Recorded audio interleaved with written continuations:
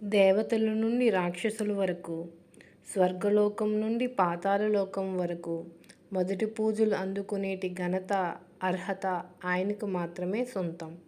మనం తలపెట్టే పనులలో విఘ్నాలు రాకుండా కాపాడే వరసిద్ధి వినాయకుని పుణ్యక్షేత్రమైన కాణిపాక వినాయకుని ఆలయం విశిష్టతని ఈ వీడియోలో తెలుసుకుందాం. ఈ ఆలయానికి రావాలి అనుకునే వాళ్ళకి తిరుపతి అండ్ చిత్తూరు నుండి చాలా బస్సెస్ అవైలబుల్ ఉంటాయి. వినాయకుని ఆలయం పక్కనే బస్ స్టేషన్ ఉంటుంది.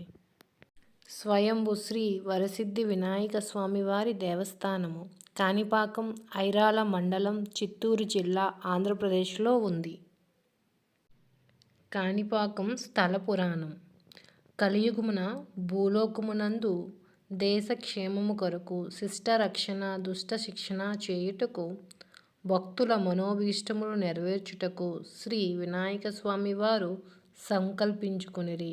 ఆ సమయమున అనగా సుమారు 1000 సంవత్సరముల పూర్వం బహుదా నది తీరమున విహరాపురివిగా పిలువబడే ఈ ప్రాంతమునందు దైవభక్తి పారాయణాలు అయిన 3 అవటి సోదరులు మూగ, చెవిడి, గుడ్డు తనముతో బాధపడుతూ వారికి గల కొంత వ్యవసాయ భూమిపైన ఆధారపడి జీవనం సాగిస్తూ నిత్యం భగవద్ధ్యానములో నిమగ్నమై ఉండేవారు. ఈ ప్రాంతం ప్రజలు కరువుతో పంటలు పండక ఆకలి దప్పికలతో బాధపడుచున్న సందర్భమున ప్రజాక్షేమము కోరి అవటి సోదరులైన ఆ 3 ఒక శుభదినమున సకల విఘ్నహరుడు కోరిన కోరికలు తీర్చిన గణపతిని ముందుగా పూజించి వారి వ్యవసాయ భూమియందు బావిని త్రవ్వుట ప్రారంభించిరి.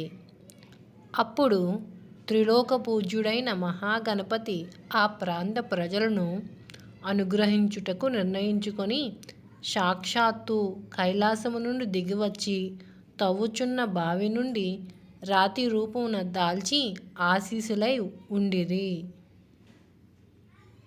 ఆ 3 సోదరులు సదురు రాయిని పగలగొట్టుటకు గడ్డపారతో బలంగా కొట్టగా గడ్డపార తగిలిన వెంటనే ఆ రాయి నుండి రక్తస్రావం జరిగినది. స్వామి రక్తస్పర్శ మాత్రంతోనే వారి అవిటితనం తొలగిపోయినది. వెంటనే ఇక్కడ ఏదో దైవశక్తి ఉందని గ్రహించి చుట్టూ త్రవ్వి చూశారు.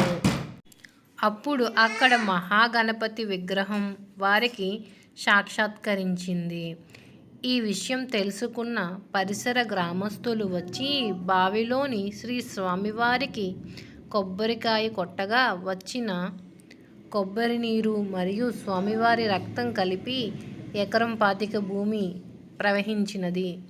కానీ అనగా ఎకరం 25 భూమి, పారకం అనగా ప్రవహించడం.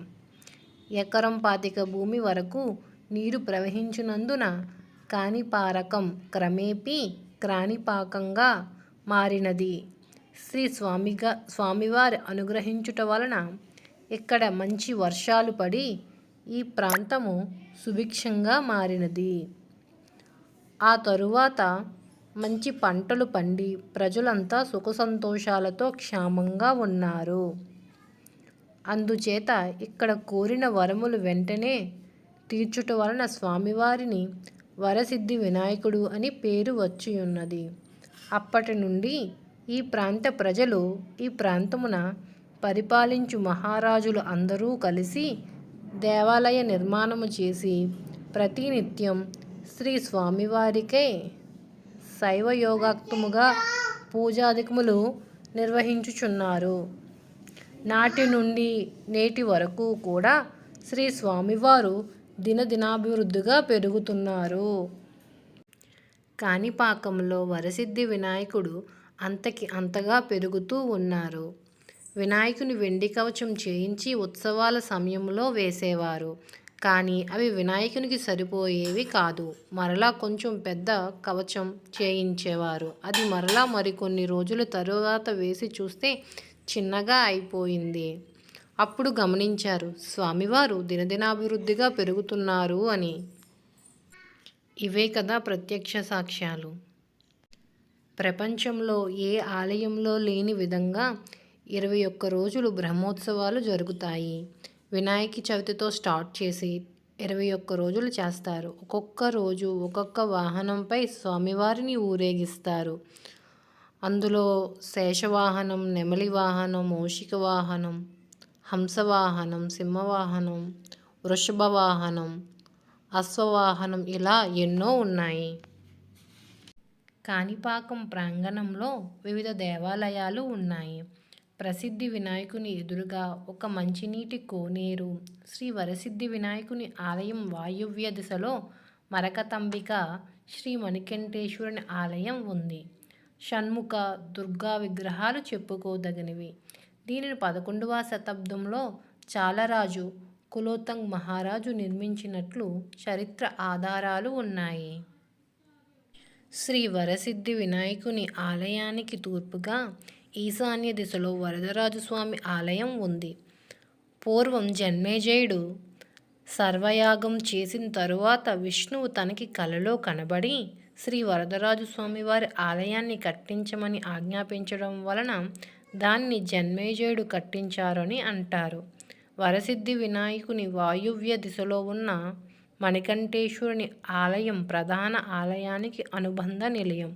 బ్రహ్మ హత్యా పాతకం కోసం శివుడు ఆజ్ఞ మేరకు ఈ ఆలయం నిర్మించారని ప్రసిద్ధి చెందింది. Thank you for watching. ఇలాంటి ఎన్నో వీడియోస్ కోసం మన ఛానల్ని సబ్స్క్రైబ్ చేసుకోండి.